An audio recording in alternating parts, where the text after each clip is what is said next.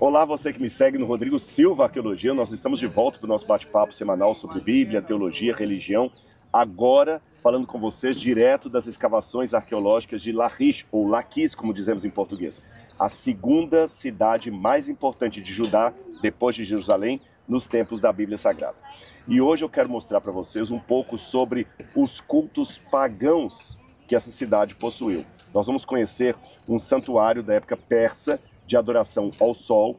Vamos ver um templo de Baal, ou pelo menos o que sobrou dele, e um misterioso altar pagão que estava na porta dessa cidade.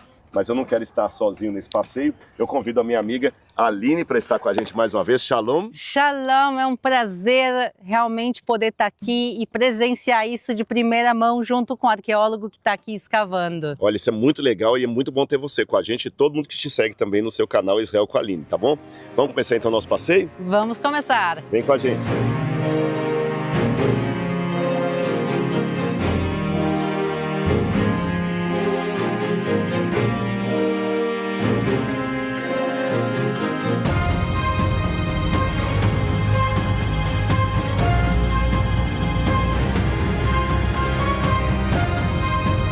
A gente está vendo aqui uma grande estrutura, mas conta pra gente o que é tudo isso. Aline, esse aqui é um templo persa solar, datado do 6º século a.C. Então esse templo tem aproximadamente 2.500 anos. 5 vezes a história do Brasil desde a sua descoberta até hoje. 5 vezes. E também lembrando que os persas hoje em dia são um assunto também bem falado, porque a antiga Pérsia é onde hoje em dia é o Irã. E a gente vê que hoje em dia tem relação entre os dois países e também no passado tinha. Mas o que os persas fizeram aqui? Olha, os persas, eles também dominaram a terra de Israel durante um tempo após o domínio da Babilônia. Quando a Babilônia caiu, quem assumiu o controle foi a chamada Medo-Pérsia, Círio e Dario, tio e sobrinho. E eles conquistaram a Babilônia em 538 a.C. Agora, uma coisa curiosa, já que você fez menção ao Irã atual, é que na história houve momentos em que os persas, atuais iranianos, eles foram amigos de Israel. Por exemplo, quem liberta os judeus do cativeiro da Babilônia foram os persas. E foi inclusive Artaxerxes, um rei persa, que na época de Neemias, você pode ler na sua Bíblia os livros de Esdras e Neemias.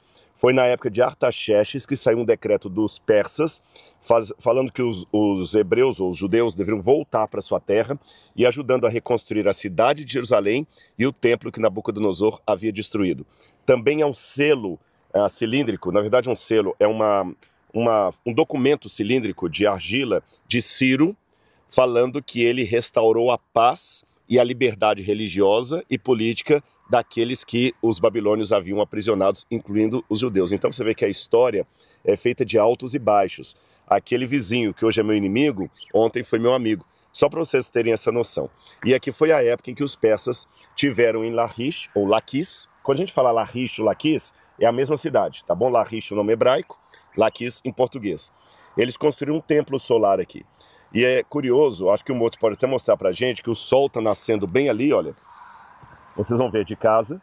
E por que nós estamos mostrando? Olha que lindo o nascer do sol. E o nosso trabalho já começou há algumas horas aqui, que a gente começa de madrugada, 5 horas da manhã, mas a gente esperou o sol nascer para mostrar para vocês essa vista maravilhosa. O templo solar, Aline, ele ficava com a entrada dele voltada para o sol. Porque quando o sol nascia, brilhava dentro do templo e eles faziam sacrifícios ao deus Sol, os persas. Os persas eram proeminentes adoradores do Sol.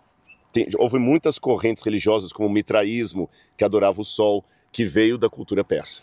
E justamente a Bíblia, uma das coisas que a Bíblia fala é que não é para adorar o Sol, as estrelas, a Lua. A gente vê a Bíblia botando um foco muito grande nisso. E a gente vê que isso sim era uma prática comum entre vários povos da antiguidade. E aqui está um exemplo. E até um exemplo, antes da gente entrar para ver o templo por dentro, é que a orientação bíblica, tanto em relação ao santuário, tabernáculo e sinagogas, que elas deveriam ser construídas num posicionamento em que as pessoas orariam de costas para o sol. Por que que Deus, naquela época, orientou isso? Porque era tão comum a adoração do sol, que se você construísse sinagogas, falando na época do Segundo Templo, sinagogas, ou o Santuário de Jerusalém, ou o Tabernáculo, também na mesma posição dos templos pagãos, poderia correr o risco de numa época de quebra da aliança de Israel, de apostasia, o povo nesse sincretismo começaram a confundir o Deus de Israel com o Deus Sol. Claro, imagina as pessoas naquela época orando para Deus em direção ao sol, orando para Deus em direção ao sol, e as coisas, a divisória começava a ficar um pouco turva e as coisas poderiam começar a se misturar. E a gente sabe que o povo de Israel, historicamente, adorou o bezerro de ouro. Teve várias passagens bíblicas que a gente vê que o povo às vezes acaba indo adorando outras coisas, e por isso eu acho que realmente faz muito sentido essa questão de orar no judaísmo bíblico de costas para o sol. De costas para o sol. Eu queria que o Mo te mostrasse para a gente aqui algo antes da gente entrar, para ficar didático para o pessoal em casa ter uma ideia. Aqui era a estrutura desse templo quando ele estava todo construído. E ele se parece, Aline, eu não sei se você já fez algum vídeo lá para o pessoal, com o templo de Tel Arad. Já fizemos. É muito parecido. Aqui, volta aqui então, olha, a pessoa entrava por aqui, e olha que curioso, havia um pátio, onde ela levava o sacrifício, um lugar santo, onde havia inclusive altar no lugar santo, um altar de incenso, e um lugar santíssimo, com uma pedra aqui, uma máceba, que representava uma divindade, e ao mesmo tempo nos lembra os 10 mandamentos. Se você olhar na Bíblia, o santuário tinha também o pátio, o átrio, o lugar santo e o lugar santíssimo. Então você vê que as religiões do passado se conversavam, de modo que o sincretismo era uma coisa muito fácil de acontecer. E com o sincretismo havia também o perigo iminente do povo de Israel perder a sua identidade, porque o falso parece muito com o verdadeiro. Esse que é o ponto. O falso é a prova que o verdadeiro existe, porque o falso, ele parece com o verdadeiro. Então a gente tem que atentar para isso. E a gente pode entrar no templo também? Podemos agora. Sem adorar o sol, mas entrando no templo. Então, vamos lá. Vem com a gente. Descendo com bastante cuidado, porque algumas pedras podem estar soltas. Ok. Aqui, Aline, era o espaço do átrio, ou pátio. O pessoal de casa, se conhecia a doutrina do santuário no Antigo Testamento, era a mesma divisória. Então aqui o sacerdote trazia o animal, sacrificava ao Deus Sol, geralmente voltado para lá, para o sol. E repito o que a gente falou antes, o sincretismo era muito fácil de acontecer, porque um culto lembrava o outro. O culto hebreu também tinha o sacrifício de animal, tinha o sacerdote, tinha um lugar, o pátio, onde a com as escadarias. Com as escadarias, e no templo vai ter as escadarias, inclusive tinha o coral de levitas que cantavam nas escadas. Então a gente sobe aqui. Justamente, a gente vê isso também em muitas religiões antigas, é que o local alto fisicamente tinha uma conexão com Deus. A gente vê que a própria Bíblia muitas vezes chama os locais altos onde eles adoravam. Uhum. E a gente vê aqui que justamente eles escolheram um local alto na colina de Laquis. E além disso, eles acrescentaram aqui degraus entre cada área. Então, essa área é mais alta que aquela e por isso mais sagrada, e essa aqui ainda mais degraus, então o ponto mais alto de todos, fisicamente também é o mais sagrado. Exatamente. E aqui então era o lugar santo. É lógico que essa nomenclatura que eu estou usando de pátio, santo e santíssimo é para o pessoal de casa entender a semelhança com a Bíblia, mas eu não sei como é que os persas chamavam isso aqui. Mas era um lugar santo, e aqui mais santo ainda. Então aqui era o lugar que tinha originalmente aqui um altar de incenso. Inclusive, o curioso, você me permite fazer essa comparação com Tel Arad, já que você gravou Sim. lá, porque em Tel Arad eles encontraram 2 altares, um maior e um menor. Alguns arqueólogos interpretaram que o altar maior seria para o Deus de Israel e o menor para a esposa do Deus de Israel, Ashera. Aliás, uma coisa curiosa, eu não sei se eles trouxeram para eu poder depois mostrar, a gente encontrou aqui ano passado 2 estatuetas de deusas cananitas de Ashera. Uau! E ontem encontramos a cabeça de outra deusa. Uau! Não aqui, mas no outro aqui sítio. Aqui na área de aqui na área. Sim, a gente trouxe e eu mostro para você, senão eu mostro depois uma foto, alguma coisa assim. Mas o mais interessante, Aline, é que eles encontraram, se você gravou Tel Arad, deixa eu relembrar, o que é Tel Arad, gente? Tel Arad era uma fortaleza judaica do deserto, fortaleza de soldados, e lá nessa fortaleza de soldados, longe de Jerusalém, talvez um oficial, alguém, resolveu construir um santuário para os soldados adorarem, que misturava judaísmo com paganismo. né? Não é isso? Exatamente. E você chegou a falar da substância que estava no altar? Sim, eu cheguei a falar que é uma das grandes controvérsias aqui da arqueologia nos últimos anos, e nos comentários também do vídeo é um campo de batalha, a gente pode dizer, porque no altar que se encontrou em Tel Arad, se fez uma análise dos resíduos que eram queimados sobre o altar de incenso, e parte do incenso era feito de canabinoides, que é cannabis. Uma substância, um narcótico. Exatamente, assim, né? Que até os dias de hoje em vários lugares do mundo é usado ilegalmente, em alguns lugares legalmente, mas justamente a pergunta é por que se usava isso, se tinha algum efeito alucinógeno, qual era a quantidade que se usava, se seria suficiente, e é uma grande dúvida. Mas eu tenho uma pergunta para ti. Só diz que, pessoal, porque nós não sabemos se foi encontrado também esse tipo de substância aqui, e o altar foi levado. Exatamente, essa era a minha pergunta, quer dizer, em Tel Arad foram encontrados os 2 altares de incenso e as matzevotas, 2 pedras que representavam talvez 2 divindades, e minha pergunta é, o altar de incenso e a pedra que tu me comentou, onde eles estão? Não estão aqui, eu não tenho essa informação, provavelmente estejam no depósito de Beit Shemesh, que é um depósito enorme que tem aqui em Israel, mas muito grande mesmo, acho que do tamanho do MASP lá de São Paulo. Não sei se você já foi alguma vez lá, lá é um lugar legal para visitar. Eu tenho um plano de que eu quero fazer um vídeo especial lá um dia ainda. Gente, eu fiquei assim, quando eu fui lá, eu fiquei pasmo. Foi a Ava Katz, que era diretora do Departamento de Antiguidades de Israel, que me levou uma vez. Vou até contar para o pessoal de casa uma tristeza, porque na época, Israel tinha me permitido fazer toda uma coleção arqueológica com peças emprestadas daqui para o Brasil. Elas podiam ser emprestadas por 10 anos, depois eu podia se renovar por mais 10 anos, quer dizer, eu ia ficando no Brasil. Só que as leis brasileiras não permitiam que as peças ficassem mais do que 6 meses. E eu não pude levar. Só levei aquelas que são permanentes. Mas quando eu entrei lá, que ela falou, você vai poder escolher o que você quiser aqui, porque assim, são milhares e milhares de cerâmicas. Agora o pessoal pode perguntar, mas por que isso não está no museu? Eu acho que vou deixar até você responder ali. Você tem milhares e milhares de cerâmicas lá em Beit Shemesh, por que não estão no museu? Justamente porque a gente tem milhares e milhares de cerâmicas. É difícil de explicar para as pessoas a quantidade de arqueologia que há em Israel.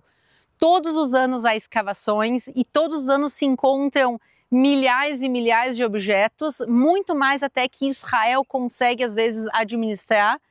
E por isso, primeiro, esse é um dos motivos que não se escava mais em Israel, porque a gente pode caminhar aqui em Laquis e dizer, olhem aqui a quantidade de terreno que ainda não foi escavado, por que a gente não escava? E há vários motivos.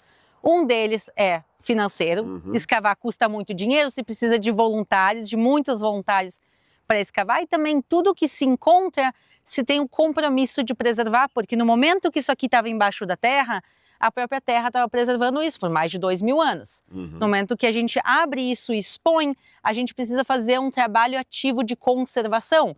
Porque... Só explicando que não se escava de maneira assim generalizada, mas as escavações acontecem como essa aqui. Há vários sítios arqueológicos acontecendo, mas são controlados pelo Departamento de Antiguidades. Por exemplo, muita gente pensa, até foi bom você falar isso, porque esclarece um mito. O pessoal pensa de filme de Indiana Jones, que eu coloco uma picareta e uma pá numa mochila, pego um avião, venho para Tel Aviv e começa achei um vaso, achei isso aqui. Achei e leva para casa. Leva para casa. Não é assim. É uma situação controlada. Por exemplo, nós estamos em contato com o Departamento de Antiguidades para fazer datação da cerâmica encontrada aqui. É uma parceria que nós temos com a Universidade Hebraica, porque eu tenho que produzir academicamente. Só que a gente está com toda uma demanda jurídica para levar isso para o Brasil. Então, só para vocês terem noção, há 2 trabalhos que a gente faz, Aline. Um deles é o trabalho de divulgação científica, que eu faço no meu canal, você faz no seu, onde a gente apresenta essas coisas de uma linguagem leiga para que quem não é da área possa entender, divulgação científica. E existe um segundo trabalho paralelo, que é o do Rodrigo Arqueólogo, que eu tenho que escrever um artigo científico, publicar numa revista acadêmica por pares, então é um trabalho sério. Muita gente pensa que é uma coisa meio de aventureiro. Não, tudo isso aqui é muito controlado em termos governamentais e acadêmicos. Porque tem que ser feito, porque tanta coisa é encontrada também que a gente precisa saber exatamente o que foi encontrado, onde foi encontrado, para encaixando as peças. Porque na realidade o que é arqueologia? A arqueologia é a história de Israel, a história do mundo todo também, e é um quebra-cabeça de milhões de peças que nem sempre a gente sabe muito bem que desenho tem que se formar, com milhões de peças faltando. Então, às vezes o que se encontra aqui, há escavações em 30 anos atrás, depois se continua escavações amanhã e se encontra mais, às vezes se encontra partes da mesma estatueta. Quer dizer, vocês encontraram agora a cabeça de uma deusa, quem sabe se daqui a algumas semanas, meses ou anos se encontre o corpo. E talvez no corpo tenha uma inscrição, e assim se vai montando esse quebra-cabeça. E por isso tem que estar tudo muito bem catalogado. E a gente está falando de quantidades gigantescas também. E uma coisa até que talvez vocês consigam mostrar para a gente mais tarde é que tem tanta e tanta cerâmica que é encontrada, literalmente baldes e baldes, caixas de cerâmica, que não tem como levar tudo isso para os depósitos, senão tu ia encher silos só de cerâmica aqui em Israel. E por isso boa parte da cerâmica, a maior parte da cerâmica encontrada nas escavações... É descartada, ressepultada. É ressepultada, exatamente. Quer dizer, se encontra, todas as peças de cerâmica são analisadas para ver se tem inscrições, se tem marcações, se tem alguma coisa que diferencie elas. Faz-se a datação, se descobre exatamente de quando eram as cerâmicas, o período que elas são, e depois a maior parte das cerâmicas são enterradas de volta. Exatamente. E aí imagina alguém de fora vindo aqui e olhando tu enterrando de novo cerâmicas de 3.000 anos. Um segredo de bastidor para eles? Pode. Quando a gente chegou, que eu estava com a Aline aqui subindo, já vi alguns dos meus alunos subindo com baldes. Que a gente tá, aliás, isso é bom falar, Aline. Nós estamos quebrando um paradigma, e você, como brasileiro e israelense, você vai entender bem isso com sentido até emocional. O Brasil é conhecido muito como o país do futebol, do carnaval, do samba, das praias, mas o Brasil é pouco conhecido pelo lado acadêmico.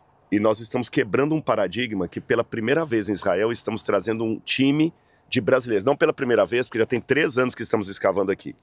Mas de 3 anos para cá é a primeira vez que um time de brasileiros vem. A USP já mandou alguns para escavar em Tel Dor, em outros sítios também, a USP, que é a grande universidade. Mas depois da USP, o NASP que está trazendo 30 pessoas, um time de brasileiros para escavar. Tá certo? Então isso é muito importante. Nós estamos mostrando agora a contribuição, e o Brasil está sendo olhado de maneira séria pelo pessoal da Antiguidades de Israel. Isso é muito legal, tá bom? Para contar para vocês aí. Porque, só deixa eu dizer, o que a gente sabe é o amor que os brasileiros têm, muitos brasileiros têm tanto amor por Israel, pela sua terra, pela história bíblica, e isso agora está se refletindo também em ações concretas, no sentido de brasileiros estarem aqui com as próprias mãos, escavando e redescobrindo a história bíblica lado a lado com israelenses, com coreanos também. Os coreanos também é um povo americanos que ama tanto a Bíblia. A gente tá aqui participando realmente da história sendo escrita e redescoberta ao mesmo tempo. E de 3 anos para cá, os brasileiros estão sendo 80% a 90% dos que estão escavando. Aqui em Laquis. Aqui em Laquis. Agora, antes de entrar, eu só quero falar um paradoxo aqui. Ao mesmo tempo que a Aline falou, está correto dizer que há milhares e milhares de peças, não tem nem lugar para guardar tudo isso, esses milhares e milhares de peças representam apenas um fragmento do que os antigos produziram. Ou seja, o arqueólogo trabalha com fragmentos de história. A ideia que você deu do quebra-cabeças é um quebra-cabeça de 10.000 peças, das quais 9.000 desapareceram. E a gente, então, encontra milhares que representam apenas 10%. Agora, aqui na parte interna, que a gente está chamando de Santíssimo, ou Santo dos Santos, ficaria a Masseba. Acho que é até bom explicar, porque você falou Massevot, muita gente talvez não sabe o que é isso, né? O que são essas pedras de adoração? O sentido disso em hebraico? Então, em hebraico a gente chama Matsevá, que é uma pedra erguida. Às vezes na Bíblia aparece como pedra erguida, como pilar. É uma tradição que vem desde o tempo dos patriarcas e é usado tanto pelo povo de Israel como por outros povos, que se erguiam pedras e elas representavam a Deus ou a conexão com Deus. Uma das histórias mais famosas relacionada a Matsevá é justamente o sonho de Jacó. Quando ele deita, ele dorme sobre uma pedra, ele tem a visão dele em Betel, e depois que ele tem essa visão, ele pega e ergue a mesma pedra sobre a qual ele dormiu, coloca ela erguida, cravada no chão e unge ela, claramente mostrando como essa pedra representava o sonho, a conexão dele com Deus. E justamente isso é uma Matsevá. Então a gente vê que isso existia lá e a gente encontrou essas pedras erguidas em muitos lugares. A questão é que em lugares pagãos, por exemplo, em Gezer, se encontram muitas e muitas e muitas pedras. Encontram 12. 12 que elas representam a muitos deuses. Ou provavelmente as 12 tribos de Israel. Pode ser também, exatamente. E em Gezer encontraram junto com essas pedras de adoração pequenos fossos com ossos de bebês. Então é a primeira evidência de que talvez fizessem sacrifício humano ali. Exatamente. Então a gente vê ali um local que era usado para rituais, talvez rituais terríveis de sacrifício de criança, mas rituais que esses povos cananeus consideravam como sagrados, ao lado das pedras erguidas que representavam os deuses deles. E aqui também, se a gente vai Ela e ficava aqui, olha, a Matsevá. Agora, só que o curioso, aqui só encontraram uma, não duas, como no caso de Tel Arad.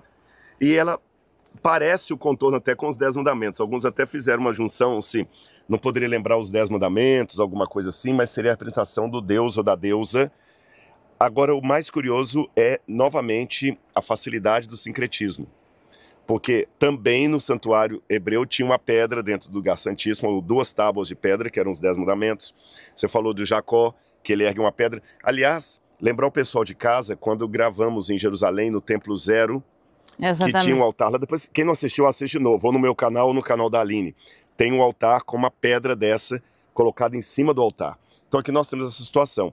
E esse era o templo solar persa que estava na cidade de Laquis. Mas tem muitas outras coisas pra gente ver aqui. Vamos seguir descobrindo a cidade? Vamos lá? Vocês estão gostando? Então vamos embora com a gente. Ah, eu estava esquecendo de uma coisa importante. Descendo as escadas agora eu lembrei. O pessoal de casa, não sei se você percebeu, Aline, mas aqui tem um degrau da escada que é mais estreito do que o outro. Isso te lembra alguma coisa? Isso me lembra claramente as escadarias que dão acesso ao Templo de Jerusalém. As escadarias originais construídas pelo rei Herodes o Grande foram encontradas e são exatamente esse modelo. São 2 degraus pequenos, um degrau grande, 2 degraus pequenos, um degrau grande.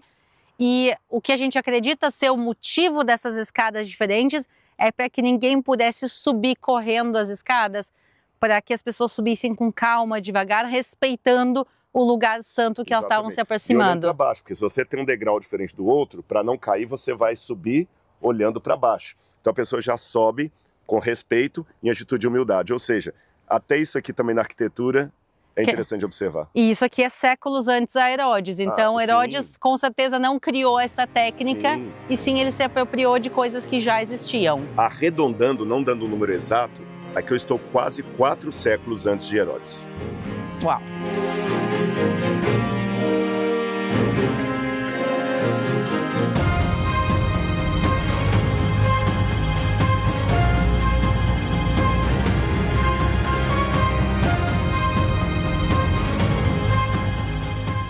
Rodrigo, tu falou que ia nos trazer para um templo de Baal, mas eu conheço esse local. Tudo que a gente está vendo aqui atrás, esse muro, é parte de um palácio colossal dos reis de Judá. Quer dizer, Roboão reinou aqui neste local e depois dele tantos e tantos reis de Judá passaram aqui por esse local. E a minha pergunta é, o que um palácio dos reis de Judá, que tem que adorar o Deus único, tem aqui uma conexão com Baal, Deus pagão? Qual a conexão dos 2 lugares? Aline, você está absolutamente certa e a sua pergunta faz todo sentido. Nós, inclusive, vamos ver um momento muito triste em que houve uma apostasia, uma quebra da aliança do povo judeu que morava aqui, porque eles adoraram deuses pagãos enquanto estavam aqui. Aliás, a Bíblia, se você ler com cuidado, vai ver que muitas das guerras que houve, muitos dos ataques que Deus permitiu que acontecessem, ocorreram devido à quebra da aliança, quando o povo deixou o Deus verdadeiro para adorar deuses pagãos, ou pior do que isso, fez uma mistura entre o culto ao Deus verdadeiro e o culto pagão, porque há 2 tipos de apostasia. Aquela em que você abandona o Deus verdadeiro e vai atrás do falso, e aquela em que você acha que pode adorar a 2 senhores, usando uma linguagem bíblica. Que é a mais complicada ainda, quando começa a inserir paganismo dentro da fé. A gente sabe que isso também aconteceu no próprio Templo de Jerusalém, que houve idolatria dentro do Templo de Israel. Então a gente vê que esse é o pior, eu acho que entre os 2 tipos. Com certeza, e a gente até pode fazer uma reflexão, né? Há aquele sujeito que abandona a família para ficar com alguém, ou aquele que quer manter 2 famílias ao mesmo tempo, né? Ainda fica mentindo ainda. Então, a nossa espiritualidade também você tem que se perguntar, você está querendo adorar a dois senhores? Mas voltando à pergunta que você fez, que eu só provoquei essa reflexão, aqui realmente foi o lugar de vários reis de Judá, e não apenas Roboão. Todos os reis de Roboão para cá passaram por esse lugar, até Zedequias. Todos eles estiveram aqui. E eu vou pedir um outro para mostrar, você deve ter mostrado isso no seu programa anterior. Ali nós temos várias cadeiras que foram colocadas. Isto, é claro, é apenas um plano artístico moderno, onde a gente coloca as cadeiras representando os reis de Judá que passaram por aqui. E vocês perceberam que as cadeiras têm as costas, umas mais alto, um encosto mais alto, outro mais baixo, significa o tempo de reinado de cada um deles. E, tragicamente, um dos que reinou mais tempo foi Manassés, que foi um dos mais terríveis reis de Judá. E justamente que estava envolvido em muito paganismo. A gente sabe que Manassés chegou a sacrificar parte dos seus próprios filhos a deuses pagãos, a Moloque principalmente. Então a gente vê que quando a gente fala do problema de idolatria, não é as pessoas simples, que não tinham conhecimento, que podem se afastar. Quer dizer, a gente vê os próprios reis que tinham acesso a tudo e a todos e a todo conhecimento antigo, mesmo eles às vezes se desviavam. Mas agora, se nós estamos aqui no Palácio dos Reis de Judá, como pode ser que aqui dentro tenha um templo a Baal? Nesse caso específico, porque nós já vimos o templo solar, o pessoal já acompanhou com a gente, que foi da época persa. Não é necessariamente um sincretismo, embora seja muito parecido, mas essa dúvida, um debate na academia. Nós vamos ver agora o segundo templo de Baal, que na verdade não é um sincretismo. Por quê? Essa parede toda que está aqui seria uma plataforma, acima dela estaria construído a fortaleza ou o palácio do rei quando ele vinha para cá. Só que esse palácio foi construído depois que um antigo templo de Baal foi destruído, ou seja, antes que os hebreus conquistassem a cidade de Laquis na época de Josué, aqui funcionou um templo pagão, tá certo? Então aqui havia cananitas que moravam nesse lugar. E esse templo pagão então existia, ele foi destruído e no lugar dele construíram aquele que seria o palácio governamental posterior. Então vamos ver o que sobrou, que é muito pouco, mas é interessante para conhecer o local e a vista desse templo de Baal e por que chegamos à conclusão que seria um templo de Baal. Então vamos subir? Vamos subir, vocês viram, a gente está subindo porque outra vez a adoração muitas vezes era feita em locais altos e aqui mais uma vez, para chegar ao local alto de adoração a Baal, a gente está mais uma vez subindo. Exatamente, vamos embora. Vamos embora. Você lembrou bem, Aline, aqui é a parte mais alta da cidade. Então você tem realmente uma plataforma aqui em cima, que como eu falei, originalmente tinha um templo pagão da época cananita. E depois os hebreus construíram aqui um palácio, na verdade os judeus, porque foi na época já da monarquia. Não da monarquia unificada, tá certo? Da monarquia posterior. Isso aqui é importante ser dito. Nós não encontramos aqui ainda nenhuma evidência de Davi ou Salomão. O que nós estamos encontrando aqui é da época de Roboão para diante. Para o pessoal de casa entender, havia um reino unificado sob o comando primeiro de Saul, que foi o primeiro rei de Israel, mas depois ele perdeu a unção de Deus e o rei de fato considerado na história acaba sendo Davi. Cronologicamente falando, Saul vem primeiro, mas espiritualmente, profeticamente, em vários elementos teológicos, Davi é considerado o primeiro e grande rei de Israel. E o último é Salomão, que justamente porque filho de Davi, e ele foi justamente o último devido à sua idolatria. A Bíblia nos conta claramente, ele se casa com muitas mulheres estrangeiras e ele permite que elas tragam culto a outros deuses para dentro da terra de Israel, para dentro de Jerusalém, e mais que isso, ele também se volta aos deuses delas. Quer dizer, Salomão, que é o mesmo rei que constrói o templo de Jerusalém, o templo para Deus, ele faz idolatria nos seus últimos dias de vida, nos seus últimos anos de vida. E por isso ele é castigado, e o castigo vai ser que o seu reino vai ser dividido. Isso quer dizer que os descendentes de Davi e Salomão vão reinar somente sobre a região de Judá, sobre duas tribos, sobre a tribo de Judá e a tribo de Benjamim, e das 10 tribos de Israel do norte vão ser então reinadas, governadas por outros reis. Então começa por Jeroboão e segue aí depois, são mais de 14 reis. Mais de 14, e você tem então o Reino do Norte, que recebeu o nome de Israel, e o Reino do Sul, que recebeu o nome de Judá. A capital do Sul, Jerusalém. A capital do Norte mudou de quando em quando, mas da maior parte do tempo a capital do Norte ficou sendo Samaria. E aí por isso que é importante, quando fala história de Israel, é bom explicar a história de Israel como um todo ou a história do Reino do Norte.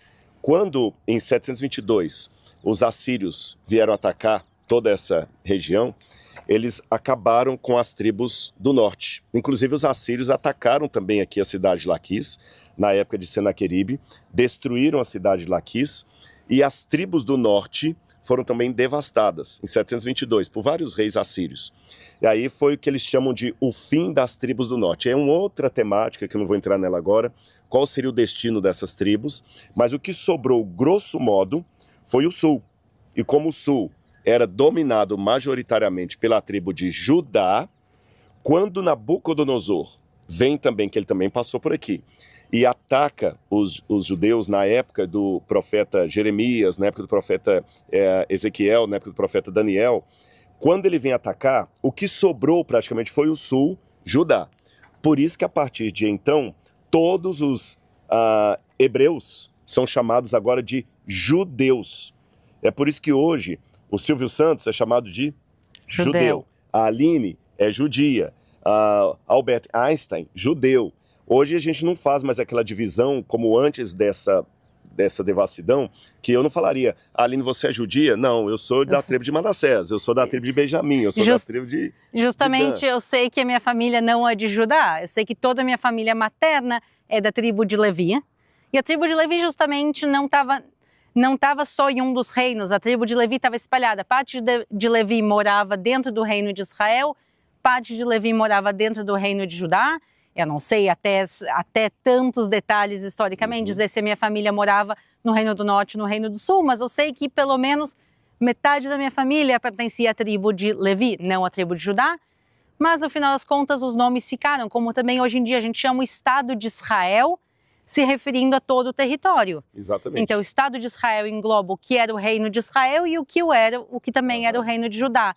Então isso é interessante como a nomenclatura vai mudando ao longo dos séculos. Se tu chegasse para alguém há 3.000 anos atrás, ou 2.900 anos atrás, e dissesse tu mora em Israel, ele ia dizer, não moro em Israel, eu moro aqui em Judá. Eu moro em Judá. E se tu perguntar para uma pessoa que mora nas casas aqui do fundo, perguntar, tu mora em Judá? Ele vai dizer, não, eu moro nas montanhas da Judéia, mas eu moro dentro do estado de Israel. Então a gente pode ver como os nomes significam coisas diferentes. Exatamente. Em épocas diferentes. Se você é judeu, não, eu sou efraimita. Exatamente. Você é judeu? Não, eu sou benjamita. O que sobrou, mais ou menos, foi uma parte da tribo de Benjamim, alguns da tribo de Manassés, e a tribo de Judá e alguns levitas, porque eles estavam misturados. Mas, grosso modo, como a maioria era Judá, aí a partir de em diante, todos são indistintamente judeus. E também, só para vocês entenderem em 10 segundos uma diferença, hoje, quem é de Israel é israelense. Mas na época bíblica não tinha esse nome, era israelita.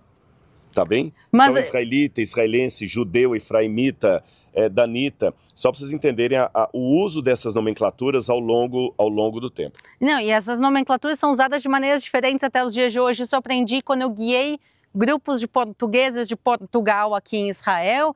Eu dizia, eu sou israelense, eles diziam, não, tu é israelita. Eu dizia, não, eu sou israelense. Não, tu é israelita. Daí eu descobri que em Portugal, israelense também é israelita, é o mesmo nome, eles não usam a palavra israelense. Então, por exemplo, em Portugal até os dias de hoje, israelita é usado tanto para nacionalidade moderna como para bíblica. Então isso é interessante, como até os dias de hoje tem pessoas que usam diferentes nomes para a mesma coisa na prática. Exatamente. Agora vamos, então, quando Josué chegou aqui para conquistar, vamos caminhar mais para cá, Lili? Eu estou procurando, cadê o Templo de Baal? Esse aqui é o ponto interessante. Ele foi completamente destruído. Agora, existe uma palavrinha mágica que o pessoal pensa também que é moderna. A palavra pode ser moderna, mas o exercício dela é antigo. Chama-se reciclagem. Então, quando o pessoal escavou essa área onde nós estamos aqui, descobriram que abaixo dessa estrutura de pedras que nós subimos fazendo essa plataforma, havia aqui no centro a estrutura de um santuário Pagão. Pagão. Vamos olhar nesse fosso aqui e dá para vocês terem uma noção do que eu estou dizendo. Isso é importante o pessoal entender. O que acontece? A gente está falando de um bolo de camadas. Então, a cidade canaanita existia, ela foi destruída na época de Josué e queimada. Sobre ela construída uma cidade que foi destruída, então tem muitas e muitas camadas. Então, se essa camada que a gente está agora é da época do reino de Judá, já não na época do reino unificado, e sim do reino de Judá, se a gente quer buscar a época canaanita, a gente precisa escavar e buscar o que está mais embaixo. É justamente o que os arqueólogos fizeram. E a gente deixa, agora vocês podem ver um dilema da arqueologia, Aline. Você ilustrou muito bem, é quase como um bolo de aniversário. Tem camada lá de chocolate, de coco, não sei o que e tudo. O que está mais embaixo é mais antigo, o que está mais recente, o mais em cima é mais recente, mais novo. Só que para encontrar a antiguidade, eu tenho que destruir a antiguidade, tá certo? Para encontrar a Laquis da época cananita, eu tenho que destruir a Laquis da época dos reis de Israel, ou dos reis de Judá. Mas a gente deixa um pedaço para servir de didático. Moto, se puder vir até aqui, eu vou mostrar para vocês o que vai ficar fácil vocês entenderem. Aqui na frente vocês estão vendo aquela muralha da plataforma que eu e a Aline mostramos desde o lado de fora, tá bem? E ela vai ali. Aqui tem uma outra parte dessa plataforma de pedras. Só que quando foram tirando as pedras daqui, notaram um piso anterior. Vocês estão vendo que as pedras vêm assim, elas inclusive estão modificadas, e aqui está o piso anterior. Esse piso era parte de um antigo altar pagão que estava aqui. Então ele era uma plataforma da época cananita, e havia um altar aqui. Pode olhar que as pedras são diferentes. São pedras menores, pedras maiores. E aqui eles encontraram vasos cananeus, que a gente também sabe. Assim como você percebe, ó, isso aqui, percebe, quem conhece, né? Essa aqui é uma louça da Tânia Bulhões. Essa aqui é uma louça chinesa. Isso aqui é um vaso grego. As pessoas vão na Grécia ver que o formato de um vaso grego é diferente de um vaso chinês. A gente também na arqueologia vai treinando o olhar para perceber se o vaso é cananeu, se é judeu, se um é uma imitação do outro. E a época, como você vê, por exemplo, um carro, e você fala, esse aqui é um Passat 77. Como é que você sabe? Você não levou para o laboratório? Pelo estilo. Então encontraram muita cerâmica cananita, restos de ossos queimados, então havia sacrifício aqui, e encontraram 2 estatuetas de Baal aqui nesse lugar. Então, claramente, nós estamos a poucos metros de onde ficava um templo de Baal, um local de adoração com sacrifícios, tudo que a Bíblia nos relata tantas vezes do culto a Baal, nos locais altos, exatamente estamos no que a Bíblia nos relata. E eles encontraram sepultado aqui um pedaço de coluna que não era parte do templo, do edifício judeu, mas certamente seria anterior da época desse templo de Baal, que deveria ser muito bonito. É isso aqui, olha, sobrou isso aqui, ó. Vamos por aqui. Está exatamente aqui. Uau, olha não. O tamanho dessa coluna. Ela demonstra, então, que aqui havia um prédio suntuoso, e a palavra que eu falei antes, que é moderna, mas a prática antiga, reciclagem, já ouvia. Então eles usaram restos desse templo de Baal para construir o palácio governamental, lembrando que eles encontraram também 2 estatuetas de Baal nesse lugar aqui, além da cerâmica. Então nós temos estatuetas de Baal, nós temos cerâmica, nós temos uma semelhança arquitetônica contra os templos de Baal melhor preservados que foram encontrados, e a gente vê nitidamente que havia 2 pisos aqui, um piso mais antigo e um mais recente. Quando o Rodrigo falou em colunas, às vezes a gente pode imaginar uma coluna pequena, mas a gente está vendo aqui realmente é uma base de uma coluna imponente. Mas a gente pode entender o pessoal do mundo antigo. Talvez o ideal não seria pegar restos de um templo pagão de Baal para fazer um palácio real, porque por questões talvez realmente religiosas. Mas se a gente pensa na prática, cada coluna dessas a ser talhada é um trabalho muito, muito grande. Então, por que agora tu precisa ir num local longe, trazer uma pedra pesada como essa, talhar do zero, se tu já tem aqui um edifício em ruínas com pedras que podem ser reutilizadas? Então, eles pegavam o que eles encontravam e reutilizavam, e às vezes talvez ignoravam o fato de ser um templo pagão, que não deveria ser usado, mas eles ainda assim usavam por uma praticidade. Exatamente. Agora, nós já vimos um templo solar do período persa, já vimos o templo pagão de Baal, os dois pagãos, o de Baal, que na verdade já estava aqui, foi destruído e feito, e como a história de Israel tem altos e baixos de fidelidade a Deus, agora nós vamos terminar com o terceiro exemplo, que aí é o mais triste de todos, que é o do sincretismo que houve entre o paganismo e a religião judaica. E eu vou levar você até a porta lá para mostrar um altar, provavelmente de Baal, e nós temos uma conexão bíblica relacionada a esse lugar, e lá sim, durante o período da monarquia de Judá, aqui, alguns insistiam ainda em adorar o Deus de Israel, juntamente com o Deus pagão, provavelmente Baal. Então nós vamos ver esse exemplo lá fora. Vamos embora? Vamos lá, pessoal. Vamos lá.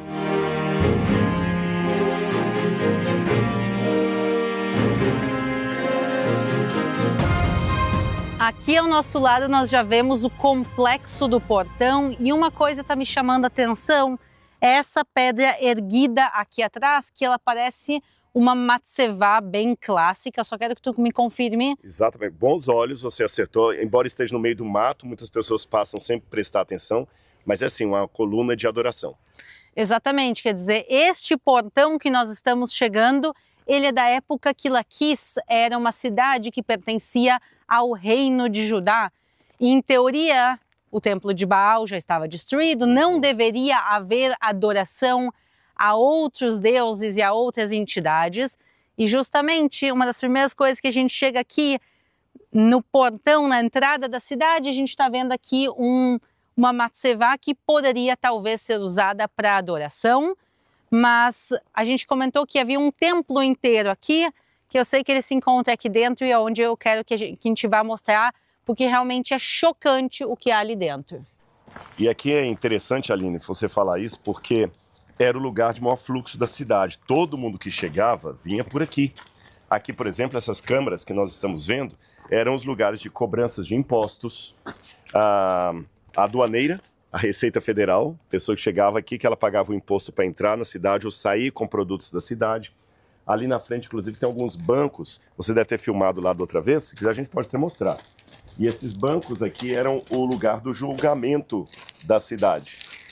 Você já deve ter lido na Bíblia em casa que tinha sempre julgamentos que aconteciam na porta das cidades, né? Será que dá tempo de a gente mostrar rápido? Vamos!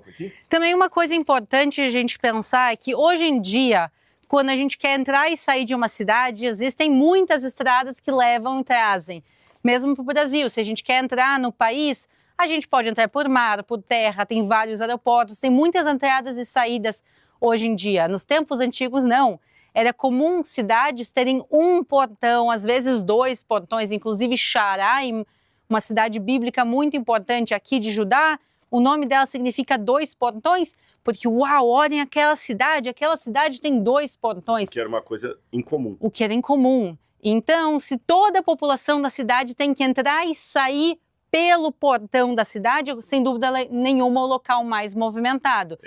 E por isso, se a gente vê aqui, tudo acontecia no portão, que é pagar impostos, julgamentos, a adoração, tudo era feito no portão e somente um deles. Então, realmente aqui, não imagina esse local vazio e tranquilo como ele está hoje em dia, sim, um entra e sai, movimentação, cargas, pessoas, animais, tudo e todos passavam por aqui. Mas era uma questão de segurança também, porque era uma fortaleza.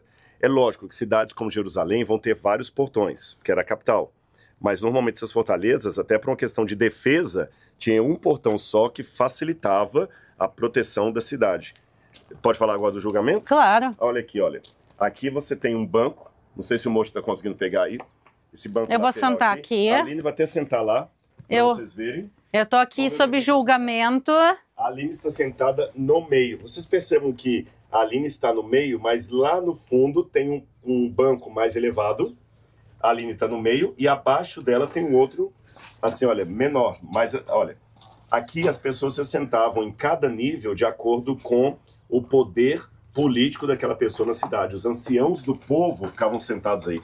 Nós temos muitas histórias que aconteceram aí em Portão da Cidade. Por exemplo, Ruth, quando Boaz foi negociar o casamento com Ruth, diz que ele chamou os anciãos e se sentou à porta da cidade. Ló, em Sodoma, ele se assentava no portão da cidade. Então significa que Ló conseguiu um status dentro da cidade de Sodoma, porque só os juízes, os anciãos do povo podiam se assentar aqui e julgar as pessoas. E tinha publicidade também, porque se todo mundo passava aqui, qualquer julgamento que houvesse aqui seria justo, porque seria público. Quem está assistindo a gente que é advogado sabe disso. O juízo, para ser válido, tem que ter publicidade. Exatamente. As testemunhas, quando se fala, tem obviamente testemunhas no julgamento em si, mas de uma certa maneira toda a população estava aqui testemunhando o que estava acontecendo e mantinha também as pessoas na linha. Quer dizer, o juiz não podia fazer o que ele quisesse, porque todo mundo estava vendo e ouvindo o que estava acontecendo. Era a chance de alguém dar um falso testemunho na frente de um público muito grande é realmente complicada. Vamos ir então ao altar? Vamos lá. Nós estamos agora no santuário pagão que ficava aqui como parte do complexo da entrada da cidade. Então essa área seria mais ou menos equivalente à parte santa, mas o Santíssimo é esta área que está aqui atrás dessa mureta e eu quero agora convidar vocês a entrarem comigo, Rodrigo também, todo mundo pode vir. E o que a gente espera encontrar no Santíssimo? Um altar, e é exatamente isso que nós temos aqui, é um altar quebrado. Ele aqui tinha chifres, então aqui ficavam 2 chifres, aqui ficavam os outros 2, e este altar era parte deste complexo santo. Até aqui, tudo isso aqui é muito lógico e muito parecido ao que encontramos em muitíssimos locais por todo Israel e Judá. Porém, tem uma coisa estranha aqui, e que está bem aqui atrás do Rodrigo. Isso aqui, pessoal, eu acho que todos vocês conseguem reconhecer o que é isso. É uma réplica, por isso eu vou me sentar em cima, pessoal. Esta aqui é a réplica de uma privada que foi encontrada neste local. Aqui se encontrou uma privada. A questão é que privadas é a coisa mais suja, mais impura que havia no mundo antigo. E altar de adoração a Deus, ou nesse caso a deuses pagãos, eram mais elevados, segundo cada um a sua religião. Então, como pode ser que no Santíssimo aqui conviva, por um lado, uma privada e um altar? Isso aqui não faz o menor sentido. Não, e ainda não faz o sentido também porque do lado de fora nós vemos que a cidade já tinha esgoto. Então era uma cidade que tinha esgoto, mas não há nenhuma tubulação de esgoto aqui. Então não era um banheiro para ser necessariamente usado, mas para servir de símbolo de dessacralização. Agora, é curioso que houve reformas religiosas elevadas por 3 reis hebreus. 2 por reis de Judá e 1 por um rei do norte. Os reis de Judá que fizeram reforma religiosa foram Josias e Ezequias. O que é uma reforma religiosa? Eles mandaram quebrar todas as estátuas pagãs, todos os altares pagãos, e fizeram uma reforma, e fizeram o povo voltar para o Deus verdadeiro. Como eu falei, em Judá foram Josias e Ezequias que fizeram isso. E ao norte foi o rei Jeú. E é interessante que o rei Jeú fez no norte parece que foi o que eles fizeram aqui. Tem um texto da Bíblia que eu acho que você poderia citar que descreve exatamente o que nós estamos vendo aqui, uma relação entre privada ou latrina e um altar na porta de uma cidade. Então vamos ouvir as palavras segundo o livro de Reis. Assim destruíram a coluna sagrada de Baal e demoliram o seu templo, e até hoje o local tem sido usado como latrina. Justamente estes reis reformadores, o que eles queriam fazer é trazer o povo de volta à adoração ao único Deus. Ao longo da história bíblica, há forças que puxam para um lado e puxam para o outro. Acabe e Menassés puxam para a adoração a deuses pagãos. A gente vê Jeú que tenta trazer o povo de volta. E isso é uma coisa constante de um lado para o outro. Então, se aqui era um templo de adoração pagão, ele pode ser tirado de uso, mas quem vai garantir que depois de 1 ano, 2 anos, 5 anos, 50 anos, ele não vai voltar a ser um local de adoração pagã? A privada. Justamente essa era a ideia. Se havia algo impuro, isso aqui não podia voltar a ser um santuário para ninguém. Então, colocar uma privada é uma maneira que garantia que esse local não voltaria a ser um local de adoração pagã, mesmo depois da morte do rei. Talvez realmente da mesma época do rei Jeú, essas reformas que estavam sendo feitas no norte, talvez fossem implementadas também aqui uma parte do sul. E por isso, o que a Bíblia nos descreve, a gente está literalmente encontrando aqui nas escavações arqueológicas, coisas encontradas nos últimos dias, nas últimas semanas por vocês, e também coisas encontradas em escavações mais antigas, mas realmente é incrível ver algo exatamente como a Bíblia nos descreve. Um altar e um santuário pagão sendo tirado de uso e colocado uma latrina para que ele não possa ser usado mais uma vez no futuro. E uma coisa interessante dizer que era realmente uma maneira de dessacralizar um Deus. Se vocês lembrarem, quando Elias estava lutando contra os profetas de Baal sobre o Monte Carmelo, o Murracar, ele, em determinado momento do discurso, falou o seguinte: gritem mais alto, falando para os sacerdotes de Baal, talvez o Deus de vocês, aí em algumas traduções em português trazem assim, talvez o Deus de vocês esteja dormindo, viajando, mas no hebraico está dizendo, talvez ele esteja no banheiro tendo necessidades fisiológicas, ou seja, talvez ele esteja na latrina. Vejam que o que nós vemos aqui, fisicamente, é a materialização de algo que Elias fala no discurso dele, contra justamente o Deus de Baal. Nós não encontramos nenhuma inscrição de Baal aqui, nem estatueta de Baal, como foi encontrado lá em cima, mas, como possibilidade, aqui poderia ter havido um altar a Baal. Realmente, um santuário pagão e uma boa chance que fosse a Baal. E é incrível ver a Bíblia realmente ganhando forma física. E por isso eu acho tão incrível o trabalho que tu faz aqui em Laquis e também em outros lugares, nas escavações que vocês fazem. E é emocionante poder caminhar por uma cidade bíblica como essa e ver brasileiros aqui escavando. Como brasileira também é um orgulho ver a gente fazer parte da redescoberta realmente da história. Ótimo, e vocês são sempre bem-vindos, que sempre que tiver novas descobertas, novidades da antiguidade, a gente vai mostrando sempre para vocês aqui. Eu espero que vocês tenham gostado da nossa aventura arqueológica do dia de hoje, conhecer um pouco das cidades, conhecer um pouco dos templos pagãos aqui de Laquis. Um grande abraço e a gente se vê na semana que vem. Tchau, tchau.